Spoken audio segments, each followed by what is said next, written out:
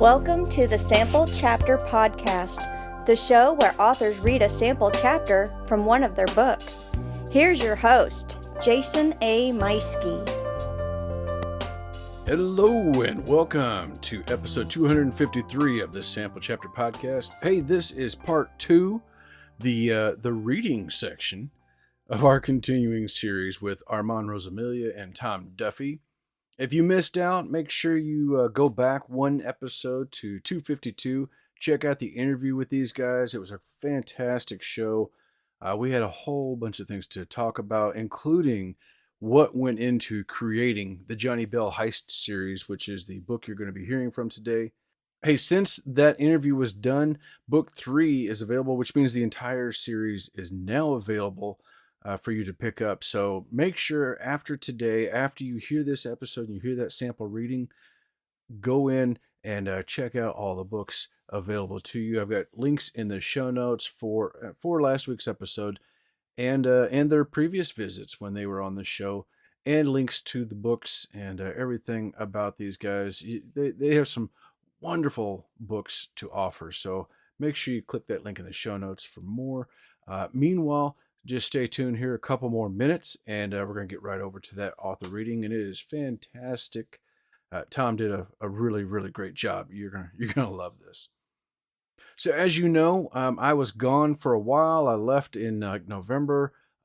Didn't do another episode for quite a while. First off, let me just say real quickly that I apologize for that long break. It was really nice. I had a lot of people emailing and checking in, making sure that I'm doing fine, and yeah, I was. But I'm getting things back in gear for incredible authors, as well as sharing old episodes again. I didn't realize how much I just did not post. Like, I haven't shared really anything at all with the show or on my own author page since like early December or something like that. And along with that, I want to give a shout out to another show that I was on. Back in October, actually, I was interviewed on the Your Two Dads podcast with Corey Lewis. He and a revolving docket of friends that come in and help him host the show.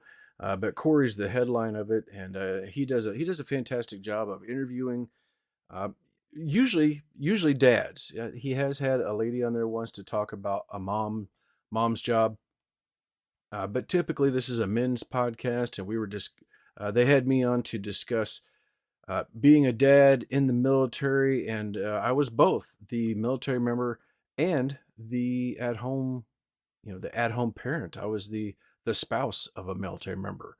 So I saw both sides of that, and we discussed what that was like to be raising kids in the military, what I learned through my military service, and then we also talked podcasting and books.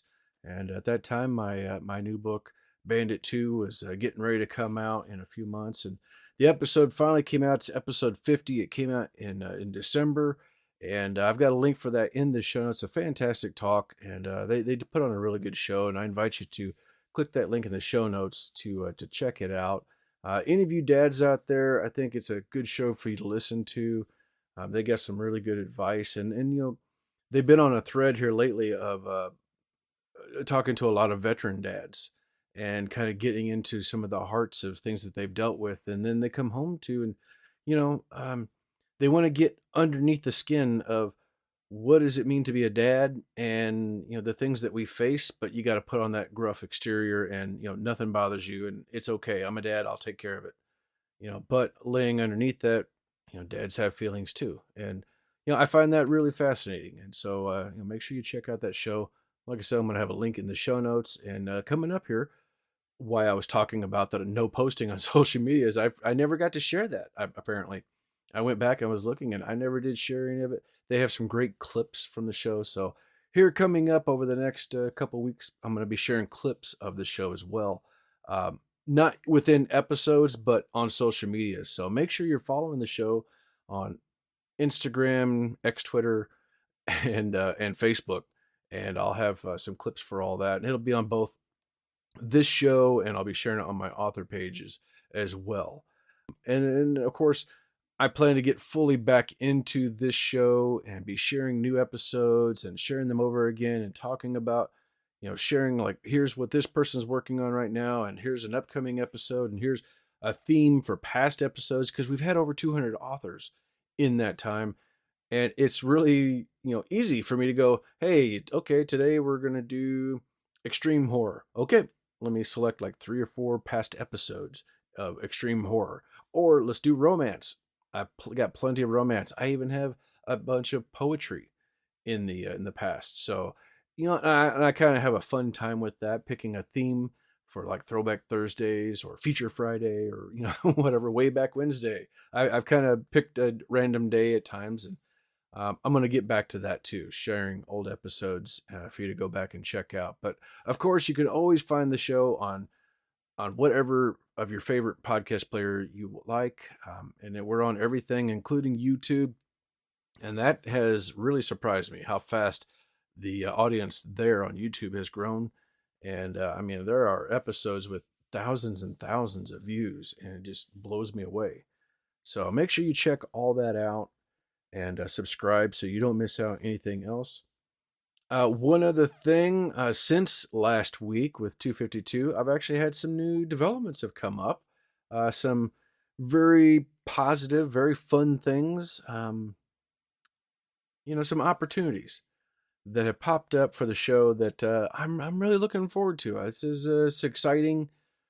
New things ahead, and as that develops, I will make sure to be sharing it here on the show as well as on social media whenever things are finalized. So stay tuned for all that.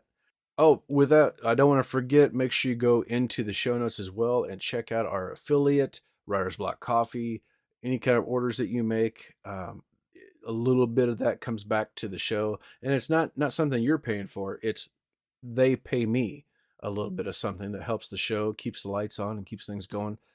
And I appreciate those of you who said that they liked the idea of that big spoon that I talked about last week. So if you missed out, make sure you listen to the first like 8 minutes of last week's episode where I'm talking about the big spoon at Writer's Block Coffee. It's fun. And then I also want to make sure that you go and check out my friends at Pop Culture Network. They got a few other shows over there, and they've been really hitting the conventions here pretty heavily the last couple of months. So lots of really cool things going on at that time. Meanwhile, without further ado, let's go ahead and hop on over to part 2 of things with Armand, Rosamilia, and Tom Duffy, and the fantastic author reading of Rock the Bells.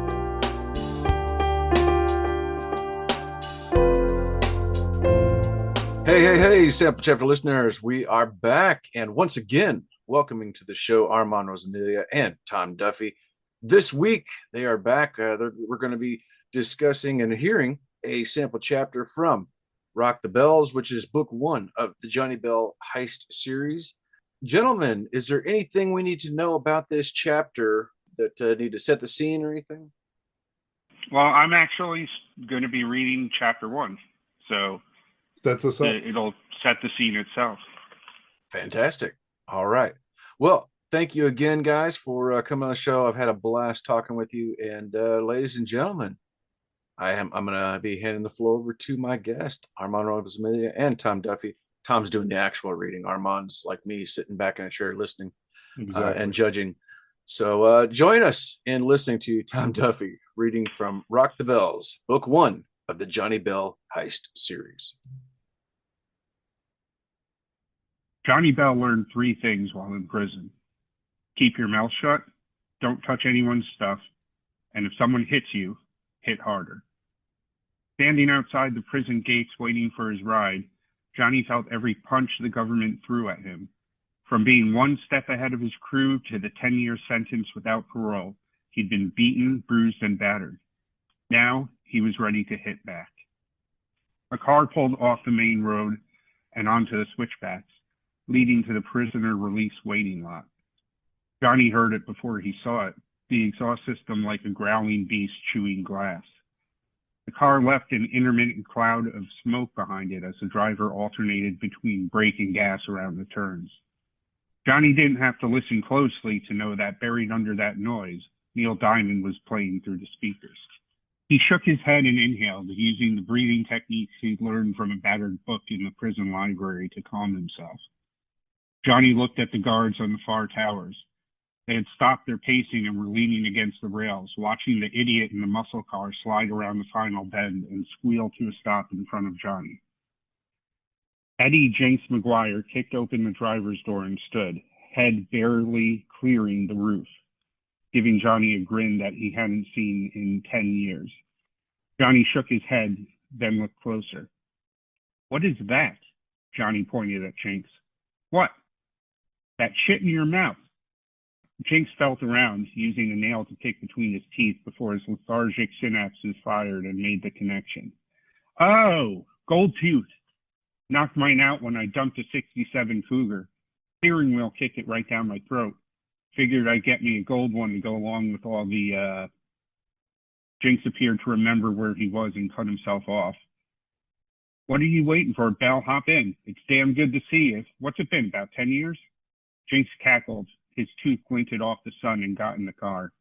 Johnny maneuvered into the passenger seat as best he could, flicking off crushed soda cans, cigarette ash, and bloody tissues.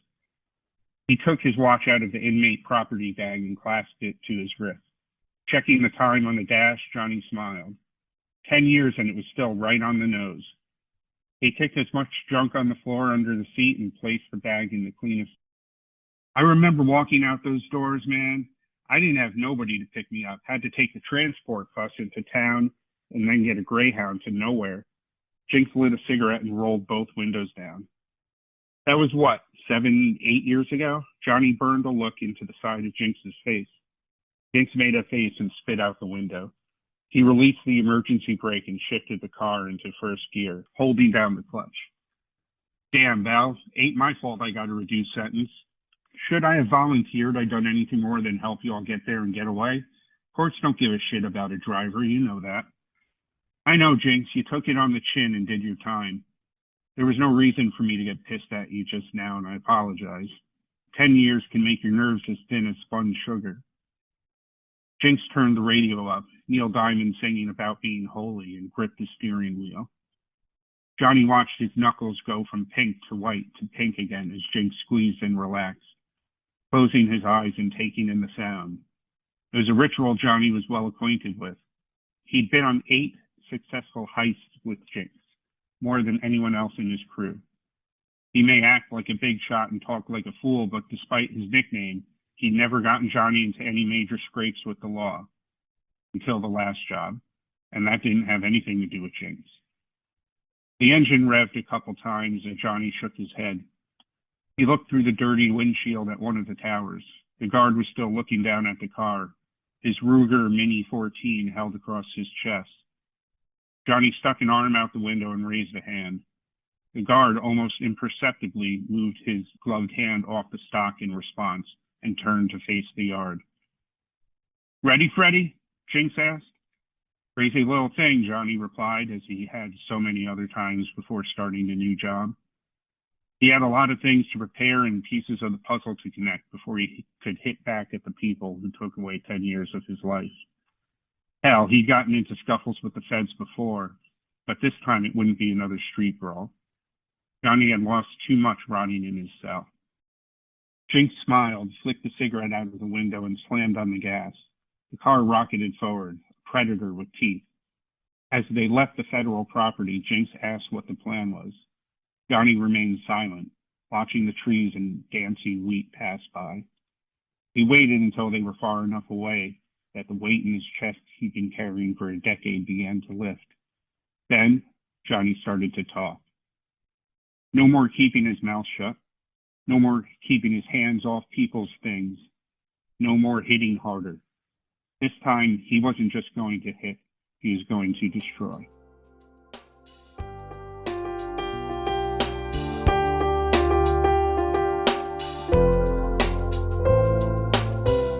And there you have it, everyone. That was Tom Duffy reading a sample from Rock the Bells. That's book 1 of the Johnny Bells Heist Series, written by Tom and Armand Rosamilia. That book, as well as all 3 in the series, are now available, so click that link in the show notes. And to find out more about each of these amazing authors, hey, don't forget to also click the link in our show notes for our podcast friends and affiliate at Writer's Block Coffee And hit that subscribe button so you don't miss out next time when I'm back with a new author, a new book, and a brand new sample chapter. Take care, everyone.